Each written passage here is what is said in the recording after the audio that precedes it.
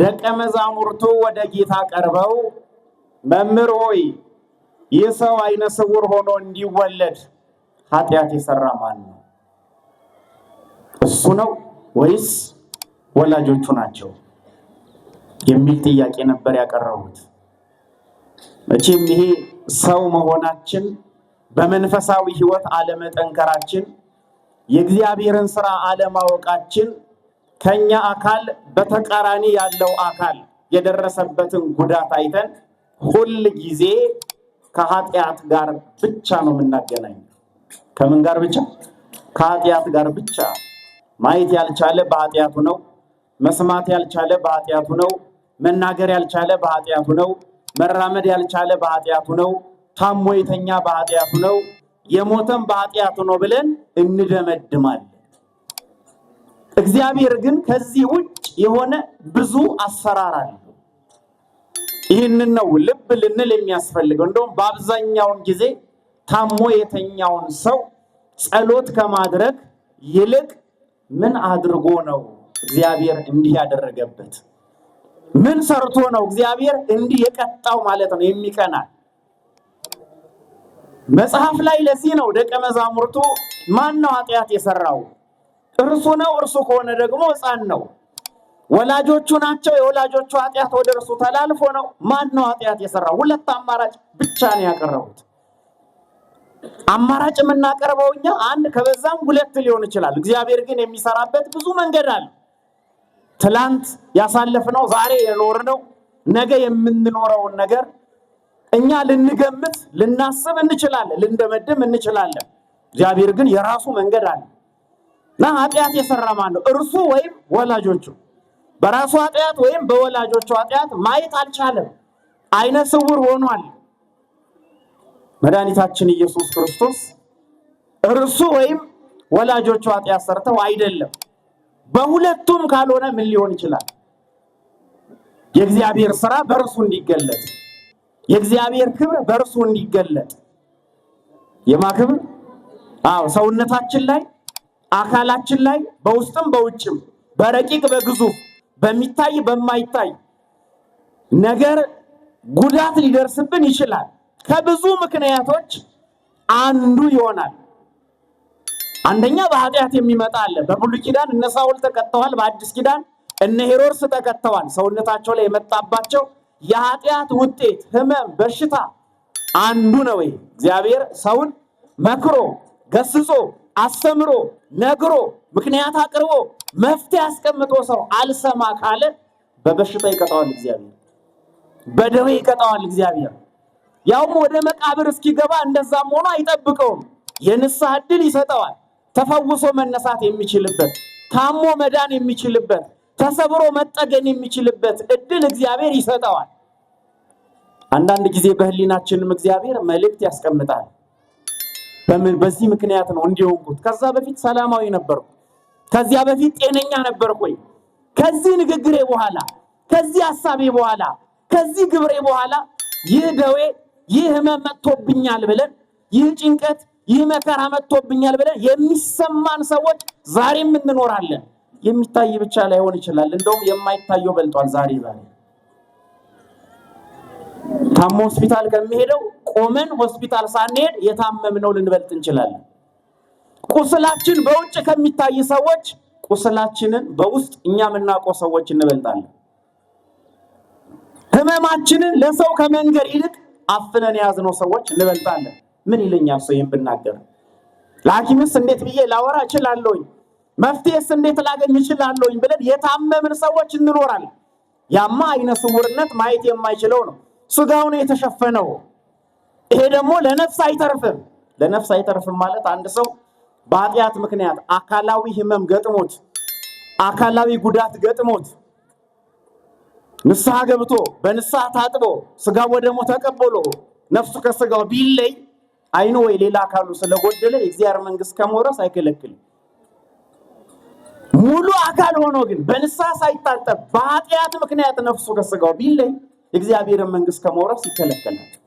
ስለዚህ ዛሬ ትግላችን ወደ መቃብር ለሚገባው ስጋዊ አካል እንጂ ወደ እግዚአብሔር መንግስት ለሚገባው ማስወረሻ ምክንያት ለሚሆነው መንፈሳዊ አካል አለመሆኑ ብዙዎቻችንን እያስጨነቀንና እያሳሰበን።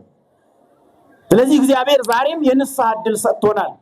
ወደ እርሱ የምንመለስበት መንገድ አመቻችቶልናል። ስለዚህ ዛሬም እንደው የአይን ጉዳይ ብቻ አነሳን፣ የተጋረደውን ማየት ያልቻለውን አነሳን እንጂ ከዚህም ባለፈ የሚታይም አይታይም፣ ረቂቅም ግዙፍም፣ የተሰበረም የተቆረጠም ሌላም አካል ቢኖረን እግዚአብሔር ይህን ሰርቼ ነው እንዲያደረገብኝ ብለን የመጣበትን ምክንያት እግዚአብሔር ባመለከተን መንገድ የምናውቅ ሰዎች ካለን ዛሬም የንስሐ ዕድል ተሰጥቶናል።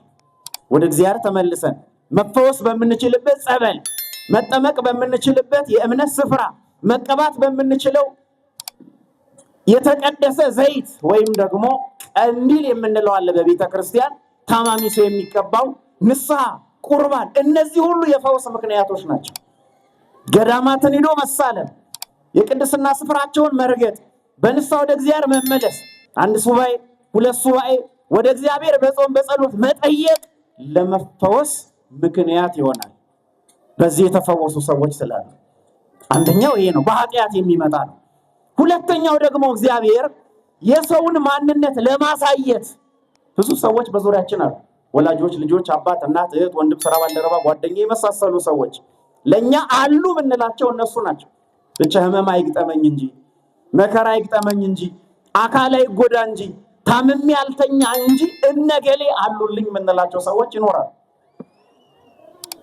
እነዚያ ሰዎች ለኛ ይደርሱልናል ስንል እግዚአብሔር የሰዎችን ማንነት ሊያሳየንና የእርሱን የሚያህል ማንም እንደሌለ እንደ እግዚአብሔር ማንም እንደሌለ ለማሳየት ህመም፣ ደዌ፣ በሽታ ይመጣብናል።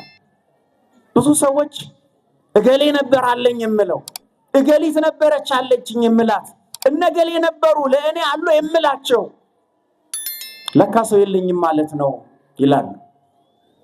በህመም በበሽታ በመከራ አሉ የምንላቸው ሰዎች ከአጠገባችን ሲለዩ ተስፋችን እግዚአብሔር ብቻ እንደሆነ ስናምንና ስናውቅ በእርሱ ላይም ስንደገፍ እግዚአብሔር አሳይቶ ይመልሳል። ስለዚህ ተስፋችን በሰው ላይ ሳይሆን ትምክህታችን በሰው ላይ ሳይሆን በማን ላይ ብቻ ይሁን? የሚመካ በእግዚአብሔር ይመካን የሚለው መጽሐፍ በእግዚአብሔር ይመካ። ስለዚህ ትምክህታችን ሰው አይሁን፣ እግዚአብሔር ብቻ ይሁን። ጥሩ ነው፣ ሰው ቢኖር አይጎዳም፣ ይጠቅማል። ቅድሚያ የምንሰጠው ግን ለማን መሆን አለበት? ለእግዚአብሔር መሆን አለበት። እንደዛ አይነት ነገሮች ሲሆኑ እግዚአብሔር አንዳንድ ጊዜ እንዲህ አይነት ህመሞችን እንደዚህ አይነት በሽታዎችን ያመጣል። ሌላ ጊዜ ደግሞ አለን በምንልበት ነገር ስንመካ ወይም ስንታበይ ጤና ሊሆን ይችላል፣ ሙሉ አካል መሆን ሊሆን ይችላል፣ ገንዘብ ሊሆን ይችላል። የምንመካባቸው ነገሮች ይህ ገንዘብ ካለኝማ ምንም ነገር ቢገጥመኝ መፍትሄ አላጣም፣ እንዲህ አይነት አካል ካለኝማ እንዲህ አይነት ጠንካራ ሰውነት ካለኝማ ምን ነገር ቢገጥመኝ እፈወሳለሁ፣ እድናለሁ፣ መከራ አይደርስብኝም ብለን እንመካለን። የተመካንበት ነገር እስከ ጥግ ይሄዳል። አካልም ይሮጣል። ብንበላ፣ ብንጠጣ፣ ብንወጣ፣ ብንወርድ፣ ብንታከም ገንዘባችንን ከሀገር ውስጥ ከውጭ ሀገር አለ የሚባልበት ቦታ ሁሉ አባክነን ወይም ስራ ላይ አውለን መፍትሄ አጥተን እጅ የምንሰጥ ሰዎች እንኖራለን። ገንዘብማ ነበረኝ ግን ሕክምናው ጥግ ደረሰ፣ ከዚህ በኋላ አቅም የለኝም ብሏል። በቃ ጊዜ ጠብቁ፣ 3 ወር፣ ዓመት፣ 2 ወር፣ ከዚህ በኋላ ነፍሳችሁ ከስጋችሁ ይለያል ወይም ትሰናበታላችሁ፣ ምድርን ከቤተሰብ ጋር ቀይ ወርታችሁን አሳልፉ የሚባሉ ሰዎች ይኖራሉ። ለካ ገንዘብም ጥግ አለው፣ ሕክምናም ጥግ አለው፣ ለካ አካልም ጥግ አለው፣ ለካ መድረሻ ከዚያ በኋላ መቀጠያ የሌለው። እግዚአብሔር ግን ይችላል። መሬት ወድቆ የተነሱ ተሰብረው የተጠገኑ እዛ ጥግ ድረስ ደርሰው የለም ገንዘቤን ትቼዋለሁ እግዚአብሔር ነው ፈዋሽ፣ የለም የሰውነቴን ጥንካሬ አይቻለሁ እግዚአብሔር ነው አዳኝ ብለው በእርሱ አምነው የተፈወሱ ሰዎች አሉ። እግዚአብሔር አንዳንድ ጊዜ የተመካንበት ነገር እስከምን እንደሚሄድና አቅሙ ምን እንደሆነ ለማሳየት ህመም ያመጣብናል። አንዳንድ ጊዜ ደግሞ እግዚአብሔር ሊጠቀምብን ሲፈልግ እግዚአብሔር በጤነኛ ብቻ አይደለም በበሽተኛም ይጠቀማል። የታመመውን አምጥቶ ፈውሶ ጥቅም ላይ ያውለዋል። ጤነኛ ነኝ ብለን የተመካን ምድር አልበቃን ያለ ቤት አላሳድረን ያለ ሰው አላስወራ ያለ መንገድ ያጣበብን ሰዎች እግዚአብሔር በበሽታ ከመጣን በኋላ ወደ እርሱ መጥተን ከተፈወስን በኋላ አገልጋይ እንሆናለን። እግዚአብሔር ቤት የምንመላለስ ከእርሱ የማንርቅ እንሆናለን። አሳይቶ መለሰን እግዚአብሔር። በዚህ ምክንያት እግዚአብሔር ሕመምን በሽታን ያመጣል። ምክንያቱ ብዙ ነው። እግዚአብሔር በምድራችን ላይ ጥቅም ላይ ከመዋላቸው በፊት መሰበር ያለባቸው ብዙ ነገሮች አሉ። ጥቅም ላይ ከመዋላቸው፣ አገልግሎት ላይ ከመዋላቸው በፊት ምግብም ቢሆን ከመብላታችን በፊት ምን ሰብራቸው ነገሮች አሉ። ወይ ተጠብሰው ወይ ተቀቅለው እንመገባቸዋለን። ስለዚህ እግዚአብሔር እኛ ሊጠቀምብን ሲፈልግ ጤነኛ አእምሮ ሙሉ አካል ብቻ ሳይሆን ታመን ከተነሳን በኋላም እግዚአብሔር ፈውሶ እንድንጠቀም ያደርጋል፣ ወይም ሊጠቀምብን ይፈልጋል እግዚአብሔር። ሌላው የእግዚአብሔር ስራ በእርሱ እንዲገለጥ ክርስቶስ ያለው የማን ስራ? የእግዚአብሔር ስራ በእርሱ እንዲገለጥ። ከእናቱ ማፀን ጀምሮ ነው። ግን ይሄ ሰው ብዙ ዓመት ታሞ ቆይቷል። ማየት አይችልም። አይነ ስውር ነው። ማን ነው? እርሱ ነው? ወላጆቹ ነው? አይደለም። እርሱም ወላጆቹም አይደሉም። የእግዚአብሔር ስራ በእርሱ እንዲገለጥ ነው። በእኛ ውስጥ የሚገለጥ የእግዚአብሔር ስራ አለ። አይን የሚባለው እዚህ የተቀመጠው ውጫዊው የምንዳስሰው አካላዊ ነገር ብቻ አይደለም። አይነ ልቦና የሚባል አለ። መንፈሳዊ አይን ገጥሞን ያውቃል። መንገድ ላይ አንዳንድ ሰው ካየን በኋላ እናልፈዋለን። አይናችን አይቷል። ሰውየው ሰላም ብሎናል። ካለፍን በኋላ ቆይቶ ሁለተኛ ስንገናኝ ቅድም እኮ ሰላም ብዬሽ፣ ቅድም እኮ ሰላም ብዬ አላየኸኝም። የቱ ጋር? እዚህ ቦታ አይቻለሁ ግን ልብ አላልኩኝም። አይናችን አይቷል። ያላየው ምን ነው? የልቦና አይን ያላየው። እነዚህ የውጭው አምስቱ የስሜት ሕዋሳት በሃይማኖት ውስጥ በውስጥም አሉ። ውጭ አይን አለ። አይነ ልቦና የምንለው ደግሞ በውስጥ የሚመለከት መንፈሳዊ አይን አለ። የማይታይ ረቂቅ የሆነ ያ መንፈሳዊ አይን ከእናት ማህፀን ጀምሮ የተሰወረበት ወይም የተጋረደበት ሰው አለ። መንፈሳዊነት የማይታየው ስጋዊ ነገር ብቻ የሚታየው አይን። እውነት ያ መንፈሳዊን ዛሬስ እያየ ነው? ምንድን ነው የሚታየው?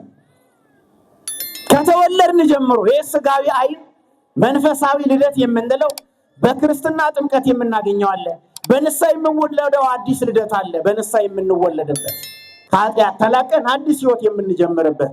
ስለዚህ መንፈሳዊ አይን ሲከፈት ማየት የምንችለው የእግዚአብሔር ስራ አለ። ያ የእግዚአብሔር ስራ በእኛ ህይወት በሌላውም ሰው ህይወት ይገለጻል።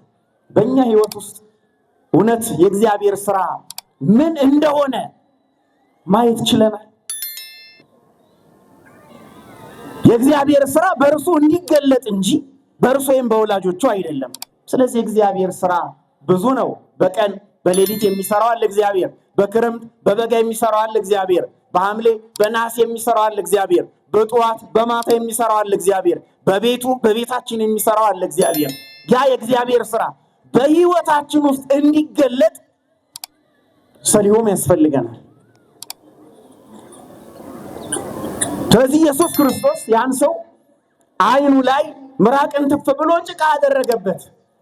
ከዚያ ሰው ኋላ ሂድ በሰሊሆም መጠመቂያ ተጠመቅ ላከው። መጠመቅ ወዳለበት ስፍራ ማከናወን ወዳለበት ነገር ላከው።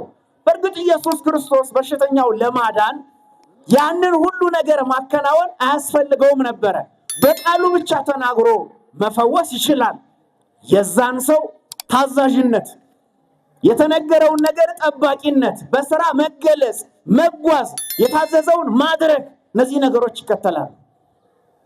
ዛሬም እግዚአብሔር ስራ በህይወታችን ውስጥ እንዲገለጥ ራስን ማቅረብ፣ የታዘዝነውን ማድረግ። ሂድ በሰሊሆም መጠመቂያ ተጠመቅ ተባለ። ሂዶ መጠመቅ የሚችልበት ቦታ ላይ መገኘት አለበት። እግዚአብሔር ቤት እኮ ጠዋት የመጣ ነው፣ ለምስጋና እዚህ የተገኘ ነው። በቤታችን እግዚአብሔር ስለሌለ አይደለም። ስንነሳ፣ ስንመጣ፣ እዚህ ስንደርስ፣ ስንቆም፣ ስንወድቅ፣ ስንነሳ፣ ስንጸልይ፣ ስንሰግድ የምንከፍለው የሰውነት መስዋዕትነት አለ። በቅዳሴ ሰዓት ከሚቀርቡ 5 የመስዋዕት አይነቶች አንዱ የሰውነት መስዋዕት ይባላል። አንሱ እደዊክሙ፣ እጆቻችሁን አንሱ፣ ወደ ምስራቅ ተመልከቱ፣ ወደ ምስራቅ መስመልከት፣ ተአምሁ በበይናቲክሙ፣ እርስ በርሳችሁ ይቅርታ ተባባሉ፣ ስግዱ በፍርሃት፣ በፍርሃት ስገዱ፣ ተነሱ ለጸሎት፣ ለጸሎት መነሳት። እነዚህ የምንከፍላቸው የሰውነት መስዋዕቶች ናቸው። በዚህ ውስጥ መፈወስ አለ፣ በዚህ ውስጥ መታዘዝ አለ፣ በዚህ ውስጥ መውደቅ መነሳት አለ፣ በዚህ ውስጥ መቀባት አለ፣ በዚህ ውስጥ ፈውስ አለ። ያንን ነው ያ ሰው የፈጸመው፣ ያንን ነው ያ ሰው ያከናወነው። ስለዚህ ህይወታችን በእግዚአብሔር ቤት ውስጥ እንደዛ ከእናቱ ማህፀን ጀምሮ አይነ ስውር እንደነበረው ሰው የታዘዝነውን መፈጸም ነው የሚጠበቅበት። ያ ሰው እዚያ ቦታ ላይ ደርሶ በተጠመቀ ጊዜ የነበረው ማየት ያልቻለው ያ አይኑ በፊት ከነበረበት ከማይታወቀው ወይም እንደዚህ ነበር ተብሎ እንደሚነገረው እንደሌላው ሰው ሙሉ በሙሉ ተፈወሰ። ምስጋና ለአምላካችን ለልዑል እግዚአብሔር ይሁን። ይህ ሰው ከተፈወሰ በኋላ ሰዎች አገኙት፣ ፈሪሳውያን አገኙት። ማን ነው የፈወሰ? ያዳነኝ እርሱ። ጭቃ አይኑ ላይ አድርጎ ሂደ በሰሌው መጠመቂያ ተጠመቃለው፣ ተፈወሰ። እያየ መጣ፣ ይህን ነገር ነገራቸው። በሰንበት እንዲህ ሊሆን አይገባውም። ማን ነው ያ ሰው? ያዳነኝ እርሱ ነው። እውነተኛ ምስክርነት ሰጠ። ያዳነን እርሱ ነው። ቀጥተኛ ድህነት በክርስቶስ ተፈጽሞልናል። ቤተልሔም ተወልዶ፣ ግብፅ ተሰዶ፣ ዮርዳኖስ ተጠምቆ፣ ቀራንዮ ተሰቅሎ፣ ቀጥተኛ ባልሆነ ድህነት ደግሞ በጸበል፣ በእምነት፣ በመጠመቅ፣ በንስሐ በተለያየ አይነት መልኩ ደግሞ እግዚአብሔር ይፈውሳል።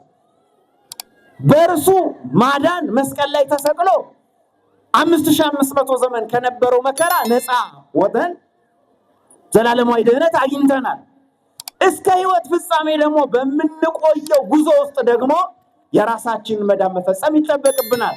በሰራነው ኃጢአት ንስሐ መግባት፣ የበደሉንን ሰዎች ይቅርታ ማድረግ፣ የበደልነውን ሰው ይቅርታ መጠየቅ፣ በንስሐ መታጠብ፣ ስጋው ወደሙ መቀበል፣ በምስጢራት ቤተክርስቲያን መሳተፍ። እነዚህ ደግሞ ድህነታችን ፍጹም እንዲሆን ቀሪ ነገሮች ናቸው።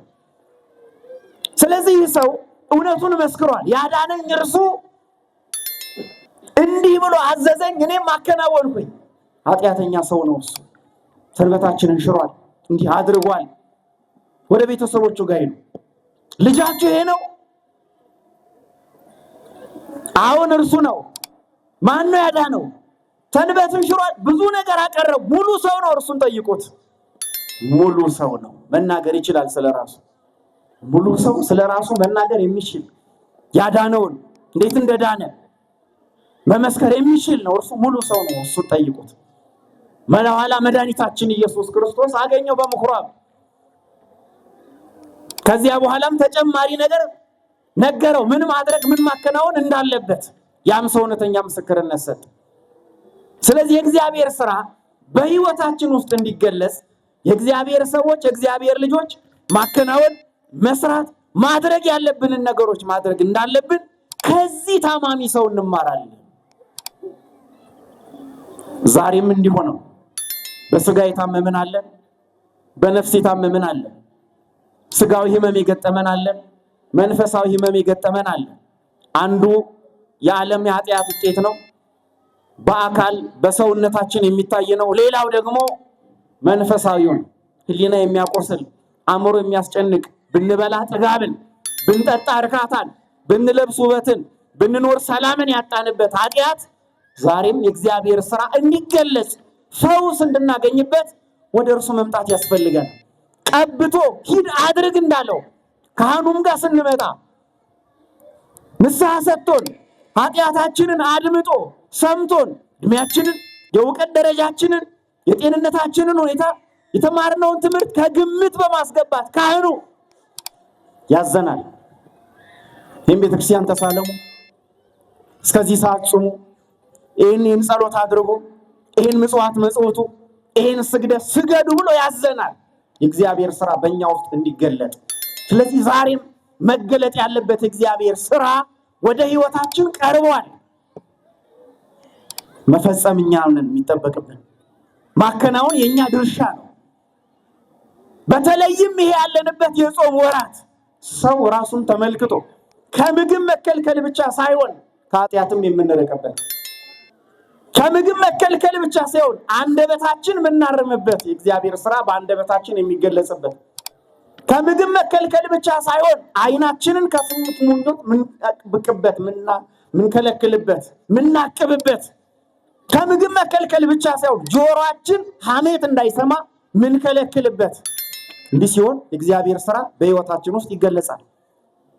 አካላችንን ከኃጢአት የምንመለስበት፣ አእምሯችንን ከክፉ አስተሳሰብ የምንመልስበት፣ ሰውን እንደ ሰው የምናይበት፣ እንዲህ አይነት ህይወት ሲኖረን የእግዚአብሔር ስራ በህይወታችን ውስጥ ይገለጻል። የእግዚአብሔር ስራ በእርሱ እንዲገለጥ ነው የቱ ስራውን በእግዚአብሔር በህይወታችን ውስጥ የሚገለጸው። ስለዚህ ዛሬ ይህ ሳምንት ምስጋናችን፣ ውዳሴያችን፣ ዝማሬያችን፣ አምልኳችን፣ አገልግሎታችን፣ ቅዳሴያችን በሙሉ ህመምተኛውን ሰው እያነሳ ዛሬም ለመፈወስ ዝግጁ የሆነ ሰው፣ ራሱን ለእግዚአብሔር ያቀረበ ሰው፣ ህይወቱን ለእግዚአብሔር ያቀረበ ሰው በአንድም በሌላ ምክንያት የሰውን ማንነት ለማሳየት የእግዚአብሔር ስራ በህይወታችን እንዲገለጽ የተመካንበትን ነገር ለመተው ከኃጢአታችን ለመመለስ ከክፉ አስተሳሰባችን ለመራቅ እግዚአብሔር ሊጠቀምብን ህይወታችንን ባቀረብን ቁጥር እግዚአብሔር በእኛ ላይ ስራውን ይሰራል።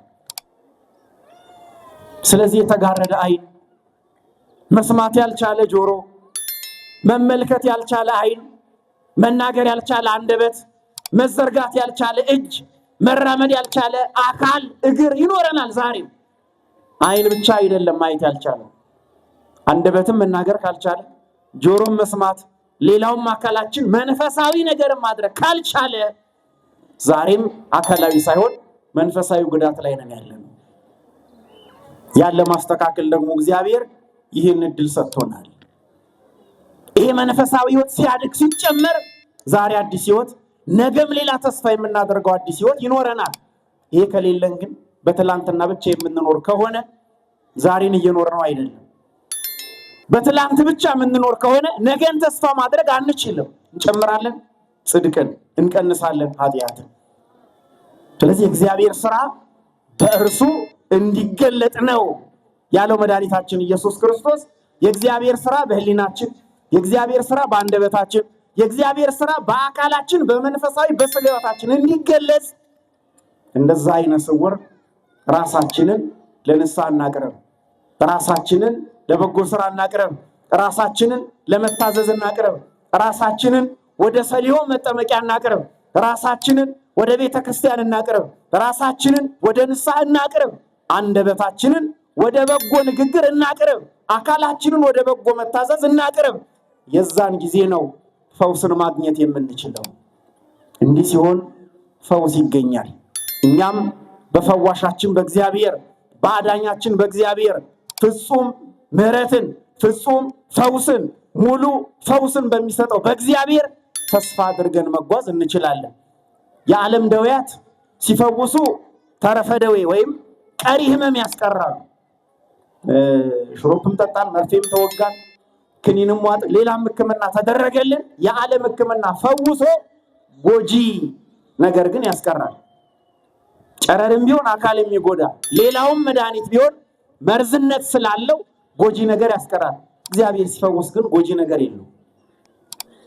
ሙሉ ማዳን የእግዚአብሔር ማዳን። ስለዚህ እግዚአብሔር ማዳን ከሁሉ በላይ ይበልጣል። የዓለም ማዳን በጊዜ ይገደባል፣ በሰዓት ይገደባል፣ በቀን ይገደባል፣ በሁኔታዎችም ይገደባል። ካልሆነ ሳምንት ነው፣ ካልሆነ ከአንድ ወር በኋላ ከሁለት ወር እስኪ ውጤቱን እናያለን። እግዚአብሔር ሲፈውስ ግን ከአንድ ወር ከሁለት ወር በኋላ ነውና ውጤቱን ድጋሚ እናየዋለን አይልም እግዚአብሔር። ሙሉ ማዳን የእግዚአብሔር ማዳን። እነዚህ ጥቅሞች፣ እነዚህ መንፈሳዊ ትሩፋቶች ዛሬም ለኛ ተሰጥተዋልና ዓለም ከሚጨነቅበት፣ ዓለም ከሚፈራበት፣ ዓለም ከሚሰጋበት ደዌ ብቻ ሳይሆን ዓለም ከማያውቀው መንፈሳዊው ደዌ ጭምር እግዚአብሔር ይፈውሳል። ስለዚህ ወደ እርሱ በመቅረብ እንደዚህ እንደ ታማሚው ሰው ዓይን ማየት ብቻ ሳይሆን ጆሮ መስማት፣ አንደበት መናገር፣ እጅ መስራት፣ እግር መራመድ፣ አካል ለመንፈሳዊ ነገር ባለመታዘዙ ምክንያት መከራ ላይ፣ ጭንቀት ላይ፣ እረፍት ማጣት ላይ ያለን ሰዎች ለንስሐችን ስፍራ ሰጥተን፣ ለጸሎታችን ሰዓት መድበን፣ ለጾማችን ሰዓት ሰጥተን፣ ለመንፈሳዊ ሕይወታችን ሰዓት ሰጥተን ወደ እግዚአብሔር በመቅረብ ፈውስ እንድናገኝ እግዚአብሔርም እንዲፈውሰን የአምላካችን የልዑል እግዚአብሔር መልካምና ቅዱስ ፈቃዱ ይሆንልን። የታመመውን ሰው ከእናቱ ማኅፀን ጀምሮ ቢኖርም ቆይቷል፣ ወደ ከባድ ሕመም ተለውጧል፣ ከዚህ በኋላ መፈወስ አይችልም ሳይል የፈወሰው ጌታ ካወቅንበት ከተወለድንበት ጊዜ ጀምሮ በንስሐ ያልታጠብነውን እንደው ልብ አግኝተን ሕይወታችን ተስተካክሎ ራሳችንን አውቀናል ከምንልበት ጊዜም ጀምረን እስካሁን በዚህ በበጎ መንፈሳዊ ሕይወት ውስጥ የሌለን ሰዎች ዛሬም እድሉን አግኝተን ወደ እርሱ በንስሐ እንድንመለስ እግዚአብሔር ይህንን እድል ሰጥቶናልና እስከ መጨረሻው በንስሐ ታጥበን የመንግስቱ ወራሾች እንድንሆን መልካምና ቅዱስ ፈቃዱ ይሆንልን። የሰማነውን በልቦናችን ያሳድርብን።